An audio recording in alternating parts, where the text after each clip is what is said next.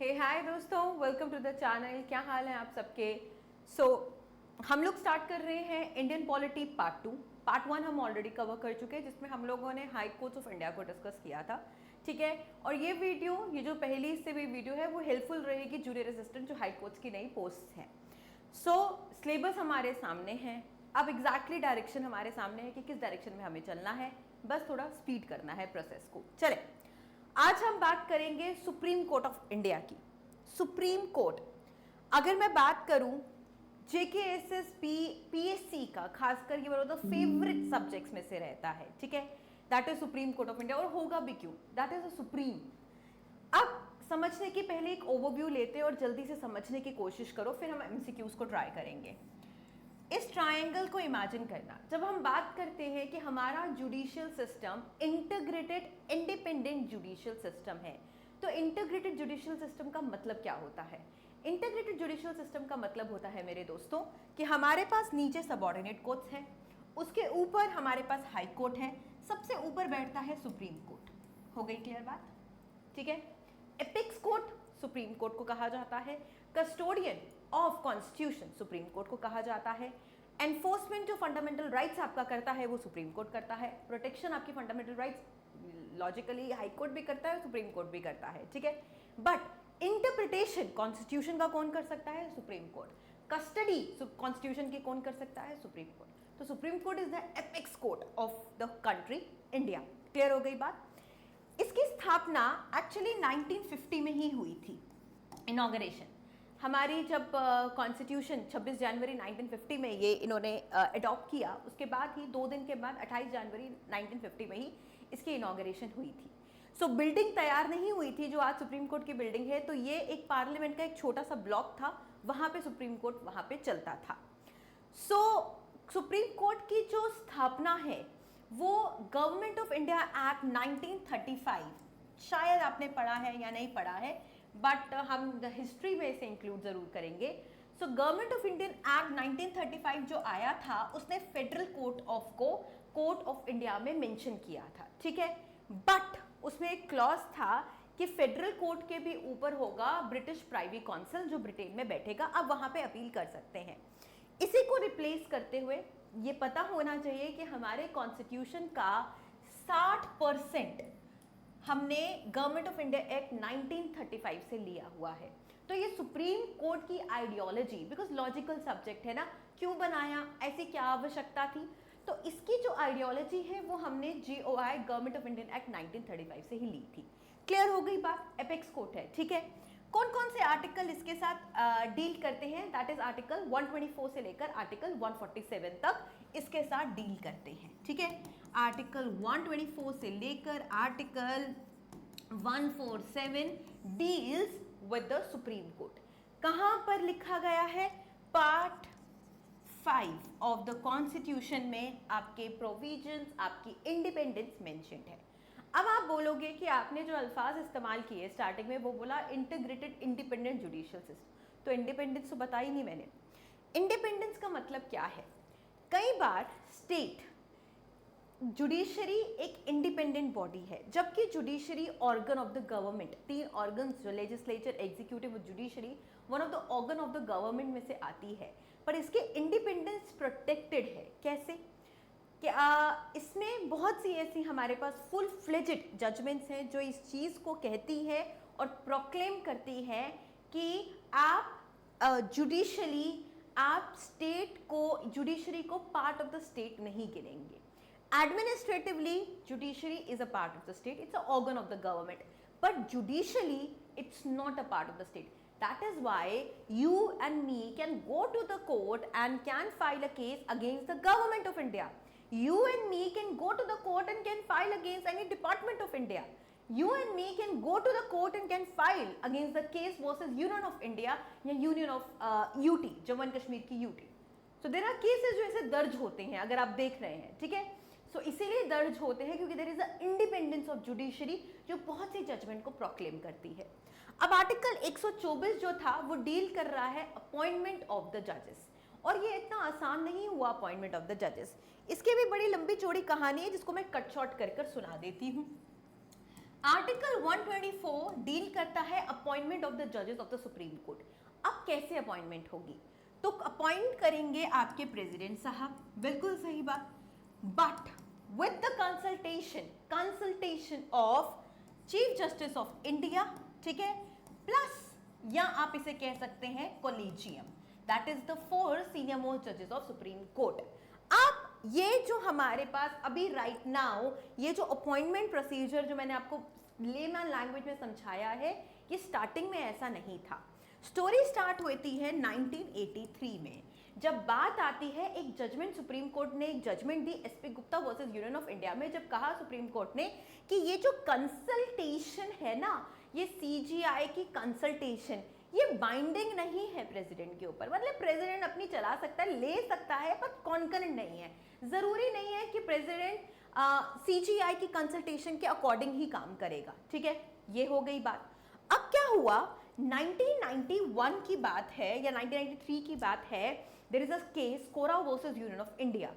वहां पर जब ये बात 11 साल के बाद अप्रोक्सीमेटली ये बात उठती है और सुप्रीम कोर्ट को याद आ जाता है कि नहीं यार, ये अगर ये बाइंडिंग नहीं रखा तो इंडिपेंडेंस ऑफ द जुडिशरी तो खतरे में आ गया, ठीक है। तो सुप्रीम कोर्ट अपने पूरे हक में बोलती है कि जो जुडिशियल मैटर है वो प्राइमल मैटर है हमारे जुडिशरी के, मतलब ये हमारे घर का मामला है, तो इसमें सीजीआई बैठेगा ही बैठेगा। फाइनली देयर इज अ जो लास्ट में 1998 में जजमेंट आई, जिसे 3 जज केसेस भी कहा जाता है। फाइनली उस जजमेंट में सुप्रीम कोर्ट इस कॉलेजियम को डिफाइन करता है कि एग्जैक्टली क्या होगा, कि प्रेसिडेंट अपॉइंट करेगा सुप्रीम कोर्ट के जजेस को, प्लस कंसल्टेशन लेगा जो बाइंडिंग रहेगी, मतलब माननी है। CGI chief justice of India से कंसल्टेशन लेगा, प्लस 4 सीनियर मोस्ट जजेस ऑफ सुप्रीम कोर्ट से भी कंसल्टेशन की जो कॉलेजियम बनेगा, वो उनका जो कह सकते हैं कि जो अप्रूवल होगा वो बाइंडिंग होगा प्रेसिडेंट पे, ओनली देन द जजेस ऑफ सुप्रीम कोर्ट आपके इलेक्ट होंगे। इसे हम 3 जजेस केसेस भी कहते हैं। अब 2014 में एक मुद्दा उठा फिर से, छोड़िए स्कोरा वर्सेस यूनियन ऑफ इंडिया, 2014 में एक मुद्दा उठा। अब इन्होंने डिसाइड किया कि let's form NJAC। What is this nonsense? It is national judicial appointment committee form करते हैं। क्यों? मुद्दा क्यों उठा? मुद्दा उठा कि ये जो सीजीआई और कॉलेजियम, जिसमें आपने कहा 4 सीनियर मोस्ट जजेस ऑफ द सुप्रीम कोर्ट क्या कर रहे हैं, ये तो मतलब कोई अकाउंटेबिलिटी नहीं है, कुछ है ही नहीं। ये अपने ही रिश्तेदारों को या अपने ही लोगों को ऑब्वियसली फेवर करेंगे, तो नेपोटिज्म कहीं ना कहीं रहेगा आपके जुडिशरी सिस्टम में। जुडिशरी सिस्टम एक बहुत इंपॉर्टेंट ऑर्गन है आपकी पूरी गवर्नमेंट का, ठीक है। तो इसीलिए 2014 में जी डिसाइड हुआ कि NJAC हम लोग फॉर्म करते हैं, that is national judicial appointment committee. अब ये क्या थी? ये एक 6 मेंबर कमेटी होगी, 50-50 होंगे, लाइक 50 जुडिशियल मेंबर्स होंगे, ठीक है, और 50 नॉन जुडिशियल मेंबर्स होंगे। अब नॉन जुडिशियल में कौन आ गए? प्राइम मिनिस्टर साहब आ गए, यूनियन लॉ मिनिस्टर आ गए, एक आपका जूरिस्ट आ गया, डिस्टिंग्विश्ड जूरिस्ट भी आपका इसमें इंक्लूड कर दिया जाएगा, ठीक है। बात तो आज आकर फर्स्ट जजेस केस, सेकंड जजेस केस और जो थर्ड जजेस केस था, बात तो आज आकर वहीं पर आ गई ना कि executive became a part of the judiciary.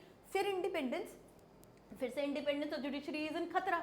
सो 2015 में लास्ट जो केस होता है वो होता है स्कोरा वर्सेस यूनियन ऑफ इंडिया, जिसमें सुप्रीम कोर्ट प्रॉपरली जजमेंट सुनाते हैं कि ये जो NJAC है जी, ये नल एंड वॉइड है। ये 99 कॉन्स्टिट्यूशनल अमेंडमेंट करके जो तुम लोगों ने इसमें सब क्लॉज A डाल दिया है, ये नल एंड वॉइड है, ऐसा कोई बॉडी नहीं बनेगी। वी विल गो बैक, और हमारा प्रोसीजर बिल्कुल इस्टेब्लिश है कि जहां पर हम प्रेसिडेंट साहब कंसल्टेशन लेंगे जो बाइंडिंग रहेगी प्रेसिडेंट साहब पर of the CGI plus the collegium, that is the 4 senior most जजेस ऑफ द सुप्रीम कोर्ट। सो अब अगर आपसे सीधी भाषा में, ये तो बैकग्राउंड स्टोरी है, अगर आपसे सीधी भाषा में कोई पूछे कि जी अपॉइंट कैसे होते हैं जजेस ऑफ सुप्रीम कोर्ट, तो सिंपल सी बात है कि प्रेसिडेंट साहब करते हैं कॉलेजियम और CGI की कंसल्टेशन के साथ। क्लियर हो गई बात? अब जब हम आजाद हुए थे या कॉन्स्टिट्यूशन बना था, तब हमारे पास 8 जजेस थे, ठीक है।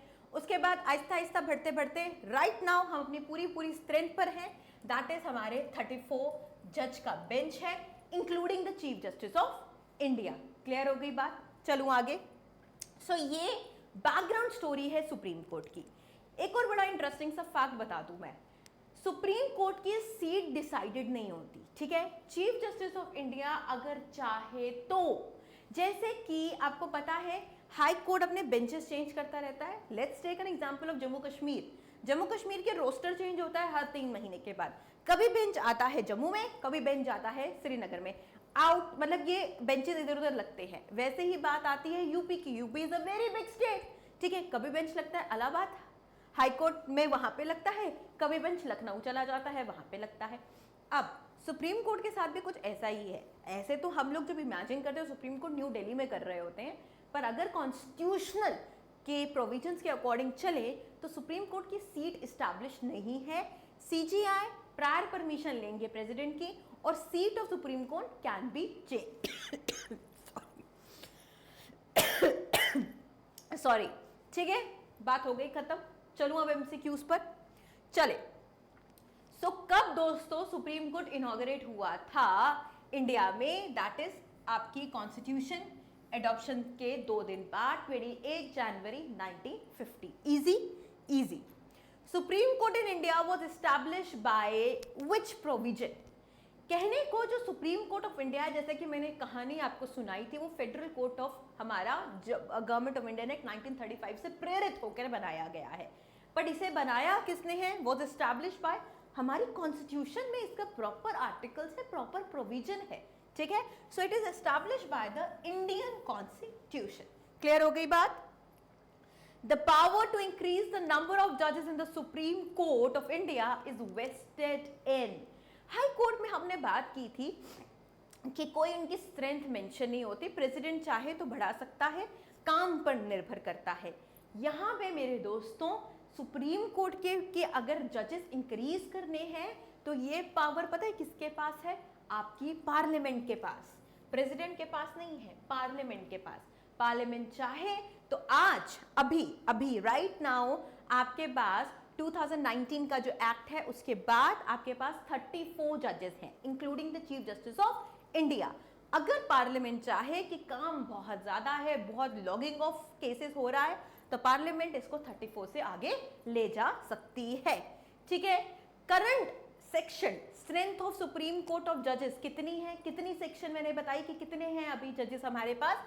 34 प्लस 33 जजेस है, प्लस हमारा चीफ जस्टिस ऑफ इंडिया है, plus 1 chief justice of India है। तो 34 जजेस हैं अभी राइट नाउ प्रेजेंटली 2024 को इंक्लूड कर सुप्रीम कोर्ट में बैठे हुए। टू बिकम अ जज of supreme court a person must be an advocate of high court for at least how many years? आपने हाई कोर्ट के जज का पढ़ा था 10 साल, या तो तुम प्रैक्टिस सेबल एडवोकेट होंगे, है ना, वो 10 साल का पढ़ा था। इसका भी सिमिलर है। अगर तो आप सुप्रीम कोर्ट, वैसे तो ऐसा कुछ अभी तक हुआ नहीं है, शायद 2-3 बड़ा रेयर केसेस में हुआ है कि एडवोकेट बना है सुप्रीम कोर्ट का जज। नॉर्मली हाई कोर्ट का जज ही एलिवेट होता है सुप्रीम कोर्ट के जज के लिए, ठीक है। A person must be an advocate of high court, उसने प्रैक्टिस की होनी चाहिए किसी भी हाई कोर्ट में अप्रोक्सीमेटली 10 साल तक, ठीक है। या इसकी क्राइटेरिया है कि कौन अपॉइंट होगा। या पहली तो आप सिटीजन ऑफ इंडिया होने चाहिए, number 1, similar to high court of India, high court of जजेस ऑफ हाई कोर्ट लगा ले। दूसरा, अब 10 साल एक प्रैक्टिसिएबल एडवोकेट होते हैं और बड़े कम चांसेस होते हैं वैसे तो आपके एलिवेट होने के लिए सीधा सुप्रीम कोर्ट के जज के लिए। या आप 5 साल एक जज रहे हैं एक पर्टिकुलर हाई कोर्ट के, तो आप एलिवेट आराम से हो सकते हैं to the supreme court of India के जजेस में। सो 10 साल, अगर कॉन्स्टिट्यूशनल प्रोविजंस की बात करें तो 10 साल आपकी प्रैक्टिस होनी चाहिए किसी भी हाई कोर्ट में। कौन अपॉइंट करता है जजेस of the supreme court of India को? अभी हमने पढ़ा ना 124 आर्टिकल जो आपका डील करता है अपॉइंटमेंट के साथ। सिंपल सी बात है, प्रेसिडेंट अपॉइंट करता है विद कंसल्टेशन ऑफ, जो मैंने इतनी लंबी कहानी सुनाई, with consultation of chief justice of India plus the collegium. Collegium में कौन आएंगे? 4 सीनियर मोस्ट जजेस of supreme court. Okay, A judge of the Supreme Court may resign his office by writing a letter to. अब एक जज है supreme court का, वो रिजाइन करेगा अपने ऑफिस से बाय रिजिग्नेशन वो किसको देता है? To the appointer, President of India को। हाई कोर्ट का जज भी प्रेसिडेंट ऑफ इंडिया को ही रिजाइन करता है, ठीक है। हाउ कैन अ जज of supreme Court be removed? अच्छा, there is a provision impeachment जिसे हम कहते हैं, बट कॉन्स्टिट्यूशन में इम्पीचमेंट सिर्फ प्रेसिडेंट के लिए इस्तेमाल किया गया है, ऐसे हम इन्हें रिमूवल कहते हैं, ठीक है। और रिमूवल कैसे होता है दोस्तों? रिमूवल होता है जब ये बिल पास होता है लोकसभा में, फिर राज्यसभा में, इसको स्टार्ट करता है प्रेसिडेंट ऑफ इंडिया, आप ये बिल देते हैं, ठीक है, to the presiding officer that is the speaker of, जो स्पीकर होता है लोकसभा, ये बिल जाता है, 50% चाहिए होते हैं वोट इन द लोकसभा, 50% चाहिए होते हैं इसको वोट इन द राज्यसभा, तब जाकर ये इम्पीचमेंट का प्रोसेस होता है। कॉन्स्टिट्यूशन ने सिर्फ एक कैरेक्टरिस्टिक बताया है कि जिससे आप एक जज को रिमूव करते हैं, that is misbehaviour and incapacity. अगर वो कैपेसिटी में ही नहीं है और मिसबिहेव करता है, उसी ग्राउंड्स पे आप एक जज ऑफ द सुप्रीम कोर्ट को रिमूव करते हैं। कॉन्स्टिट्यूशन में ये मेंशन ही नहीं है कि फॉर एग्जाम्पल अगर कोई अनकॉन्स्टिट्यूशनली कुछ करता है तो भी वो रिमूव होना चाहिए, लॉजिकली तो होना चाहिए, बट कॉन्स्टिट्यूशन में ये वर्ड मेंशन नहीं है। कॉन्स्टिट्यूशन में क्लियरली दो ही अल्फाजों का इस्तेमाल किया गया है for the removal of the supreme court के जजेस, that is there misbehaviour and incapacity to deliver the services. सो अ जज of the supreme court can be removed by the president on the recommendation of the parliament, ठीक है। Parliament इसमें properly participate करती है, right. Next आते हैं हम, consider the following question. ये पक्का मैंने ये यूपीएससी आईएएस कहीं किसी साल में आया हुआ होगा, ठीक है। स्टेटमेंट्स पढ़ लेते हैं। द मोशन टू इम्पीच अ जज of the supreme court of India can not be rejected by the speaker of the Lok Sabha as per the जजेस इंक्वायरी एक्ट ऑफ 1968। कर सकता है, ये स्टेटमेंट गलत है। स्पीकर प्रिसाइडिंग ऑफिसर लोकसभा का रिजेक्ट कर सकता है इस बिल को, ठीक है। Next, the Constitution of India define करता है और डिटेल बताता है incapacity and proved misbehaviour by the जजेस of supreme court of India. नहीं, कॉन्स्टिट्यूशन ऑफ इंडिया ने डेफिनेशन नहीं दी कि किस किस चीजों को हम मिसबिहेवियर में इंक्लूड करेंगे और इनकैपेसिटी में इंक्लूड करेंगे। बस इन दो अल्फाजों को इस्तेमाल किया गया है for taking the grounds for the removal of the supreme court के जजेस। तो ये भी स्टेटमेंट आपकी गलत है। The details of the process of impeachment of the judges of Supreme Court of India are given in the Judges Inquiry Act of 1968. बिल्कुल ठीक है, ठीक है।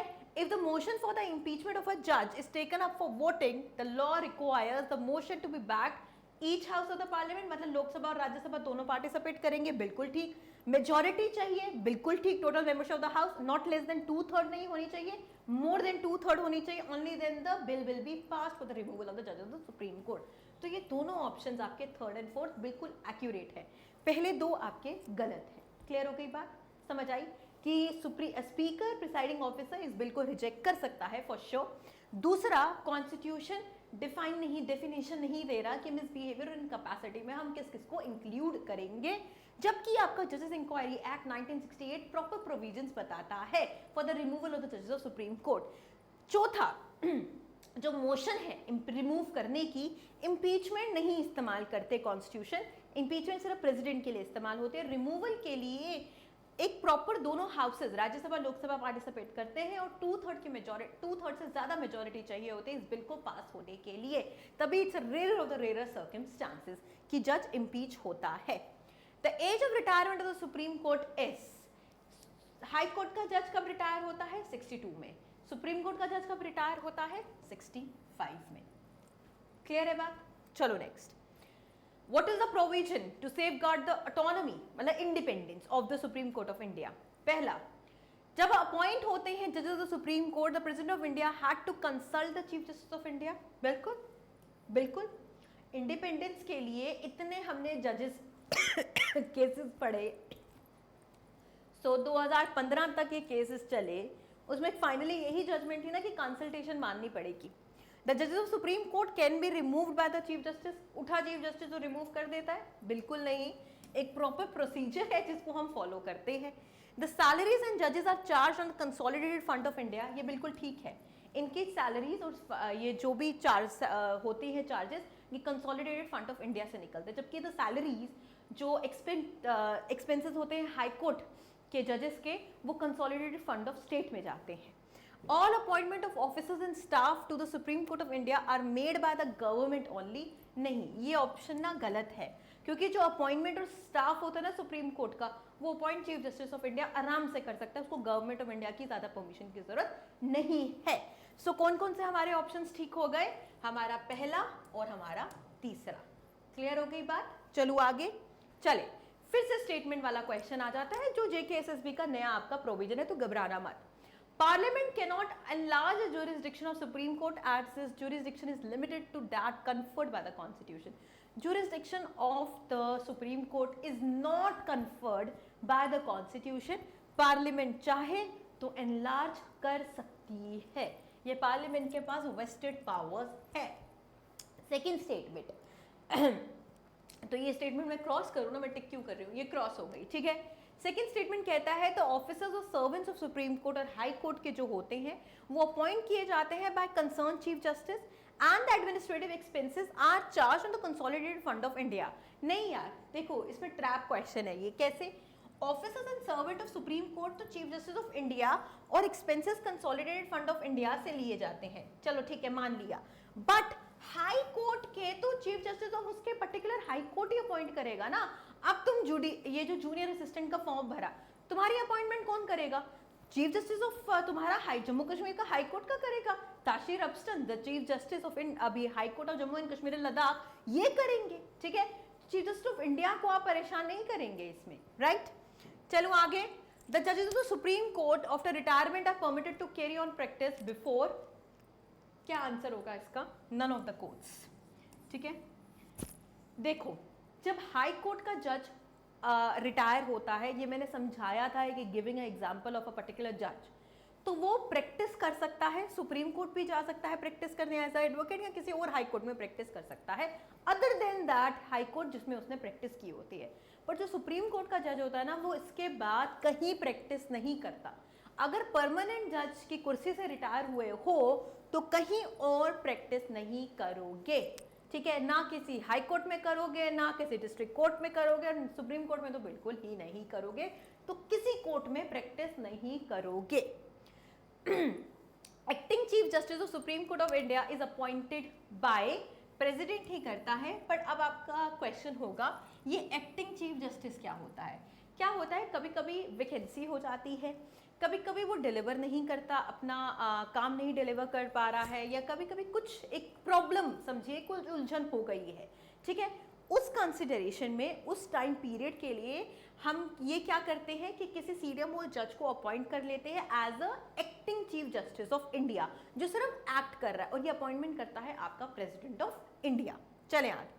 द सुप्रीम कोर्ट कॉलेजियम, जैसे कि मैंने बताया, comprises chief justice of India, बिल्कुल ठीक है ना, फ्यू सीनियर जजेस जो अपॉइंटमेंट करते हैं सुप्रीम कोर्ट के जजेस के लिए।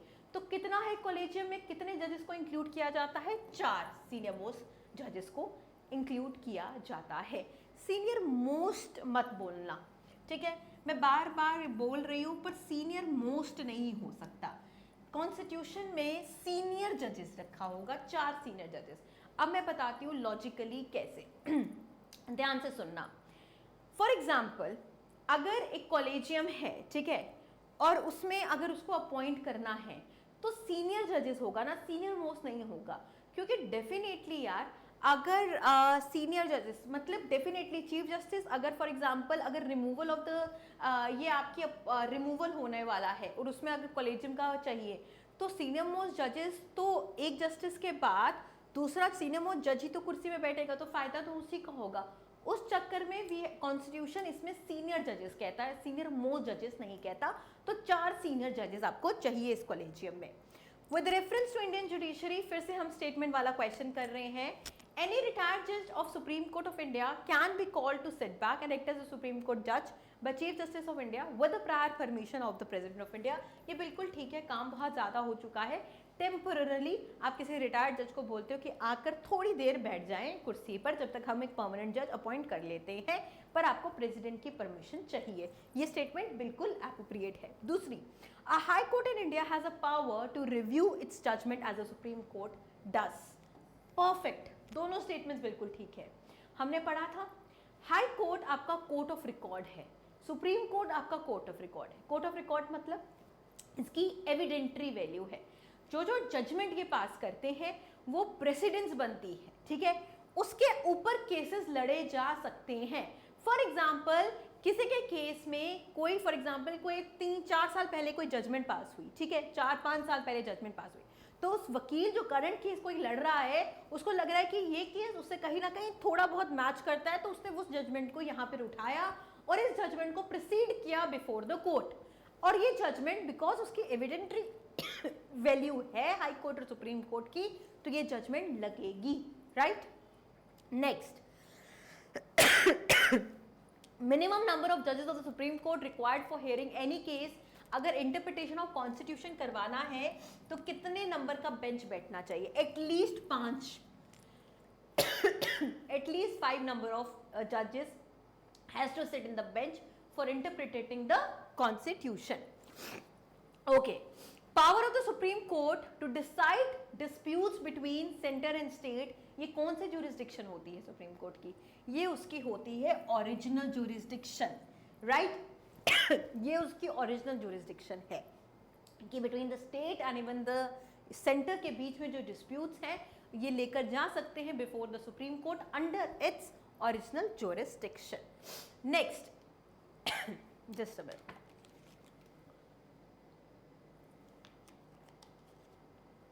Which of the following are including in the original jurisdiction of Supreme Court? में क्या क्या आता है? Dispute between Government of India and one or more state, बिल्कुल है, ये तो आता ही आता है। Dispute regarding election to either House of Parliament of that or Legislature of state, ये original jurisdiction में नहीं आता। A dispute between two or more state constitution, इसका reference हमें दे तो रहा है, just a minute। Original jurisdiction जो सुप्रीम कोर्ट की है वो इंक्लूड करता है dispute between the government of India and one और मोर स्टेट्स, या डिस्प्यूट बिटवीन 2 और मोर स्टेट्स का। बट इलेक्शंस हाउसेस के इसमें original jurisdiction of supreme court नहीं आता मसला। फॉलोइंग स्टेटमेंट्स को करेंगे। Pursuant to the reports of H.N. Sanyal Committee, the Contempt of Court Act 1971 was passed. The Constitution of India empower the Supreme Court and High Court कि वो punish कर सकता है अपने कंटेम्प्ट के लिए। The Constitution of India defines civil and criminal contempt. In India, Parliament is vested with powers to make laws on contempt of court. तो कितनी स्टेटमेंट्स ठीक हैं? पहली स्टेटमेंट बिल्कुल ठीक है कि H.N. सान्याल के कमेटी के ऊपर इन्होंने कंटेम्प्ट ऑफ कोर्ट एक्ट 1971 पास किया था। कंटेम्प्ट माने हाई कोर्ट और Supreme court court of record है, जैसे कि मैंने कहा, इनके पास एविडेंट्री वैल्यू है, जैसे कि हमने बात की, इनके पास पनिशमेंट देने, कंटेम्प्ट देने वाली भी वैल्यू है, जैसे कि अगर कोई कंटेम्प्ट मतलब इनका जो जजमेंट है या इन्होंने जजमेंट सुनाई है और आप नहीं मानते, आप सिविल कंटेम्प्ट में जाएंगे, ठीक है, दे कैन एक फुल फ्लेजेड ये प्रोसीडिंग कर सकते हैं against that contempt, they have that power. तो कॉन्स्टिट्यूशन एम्पावर करता है सुप्रीम और हाई कोर्ट को कि वो कंटेम्प्ट के लिए पनिश कर सकते हैं। कॉन्स्टिट्यूशन डिफाइन करता है कि सिविल कंटेम्प्ट क्या होता है और क्रिमिनल कंटेम्प्ट क्या होता है, और इंडिया में पार्लियामेंट के पास ये पावर्स है कि वो लॉज बना सकता है on the contempt of court. तो ये चारों स्टेटमेंट्स बिल्कुल ठीक है। Next, second largest bench constituted by Supreme Court till date was in the Golaknath case में। सबसे लॉन्गेस्ट बेंच बैठा था केशवानंदा भारती केस 1973 में वर्सेस यूनियन ऑफ इंडिया, जिसमें बेसिक स्ट्रक्चर ऑफ कॉन्स्टिट्यूशन को डिफाइन किया गया था। इस टाइम पे बैठे थे 13 जजेस, और उसके बाद सेकेंड लार्जेस्ट बेंच बैठा गया है गोलकनाथ केस में, जिसमें बैठे हैं 11 जजेस। हो गई बात क्लियर? ठीक है। सो विद दिस हमारा जो सुप्रीम कोर्ट का टॉपिक है with important all the important factual information वो हमारा कंप्लीट होता है। इसके बाद हम चले जाते हैं नेक्स्ट टॉपिक पर, ड्रेनेज सिस्टम। हम इंडियन ज्योग्राफी का पकड़ेंगे, which is a very very crucial topic when it comes to the examination point of view. So I hope ये वीडियो आप लोगों के लिए हेल्पफुल है। Take care and bye.